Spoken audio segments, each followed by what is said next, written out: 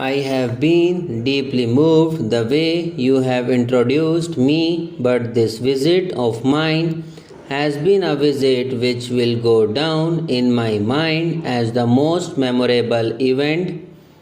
Everywhere I went, right from the president to the houses of Congress and now to this most prestigious institution that the National Press Club is, I have received, and I felt that I am in the company of very intimate friends, and I know that's a tribute not to me personally but to the country that I represent, an India that is now crying to seek its social and economic salvation in the framework of an open society and an open polity. So I thank you very much for this very warm welcome. Of course, it is an understatement that I am absolutely delighted to join you this afternoon. I know something about the great weight that the National Press Club enjoys in the world of journalism.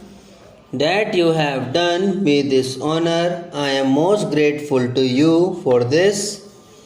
I thank you for this invitation to share my thoughts in our country hopes, aspirations, and the challenges we face, and now working together, India and America can help us to meet those challenges so that in the process we begin a new chapter in the history of Indo-American relations. I would like to share with you my perceptions of this very significant visit to the United States. My discussions with President, the members of his cabinet, and with members of the US Congress have convinced me that on the journey we have embarked upon towards a future of hope for our people, America would be both a friend and a very important partner. India is today poised for a leap to a brave new world. A sustained growth of over 6% per annum for the last 15 years, now reaching 7% per annum, is fundamentally transforming our economy and our society.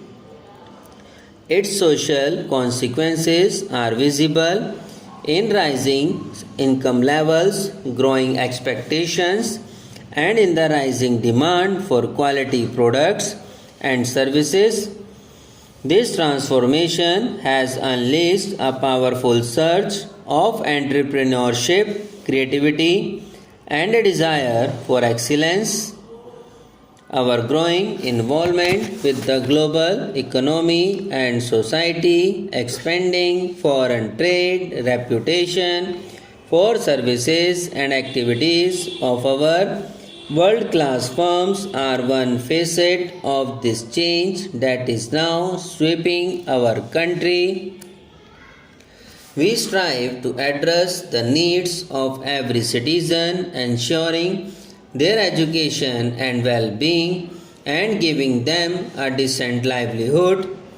On every score, their demands rise as each year's achievement become the benchmark for forward movement. The next time, basic needs of all have to be met, even as more ambitious hopes of the aspiring are realized.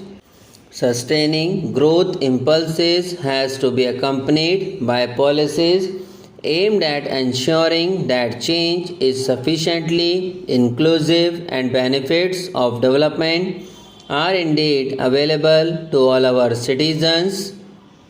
In the past, our ties with the United States have benefited India greatly. Yesterday, when I addressed the members of US Congress, I recalled with gratitude the contribution that the United States had made in ushering in the Green Revolution in our country. The cooperation between American land grant colleges and our institutions of research in agriculture gave rise to that phenomenon of miracle of new wheat seeds which made it possible for our agriculture to grow phenomenally since the mid 60s. I thank America for that. We now seek to build on that past tradition of working together while forging a new partnership with the United States. This new partnership is focused on greater business to business interaction, cooperation in the field of energy, in agricultural research and agribusiness, in new technologies, in educational networking, and in building new frontier science capabilities. The 21st century probably will be a knowledge intensive century. India and the United States can be very valuable partners in the management and ushering in of the new knowledge society that is on the horizon. Much of my discussions with President Bush were devoted toward the India-US relationship had to offer in the fields of infrastructure, energy, and in the field of knowledge creation. I believe that American interests are well served by a stronger and more modern Indian economy. Many of the initiatives that we announced yesterday and agricultural research on nanoscience or on innovative technologies reflect this shared belief of the President and myself. I am convinced that steps that we have taken will lead to a long-term partnership between India and the United States to our great mutual benefit. Access to energy resources is an issue of particular importance to our relationship, and our newly constituted energy dialogue is focused precisely on this issue. Our current dependence on hydrocarbons will have to be diversified in favor of a broader energy mix. I discussed with the President prospects for the resumption of our cooperation on civilian nuclear energy. The United States, I believe, is not only cognizant of our energy requirements but appreciative of the role of India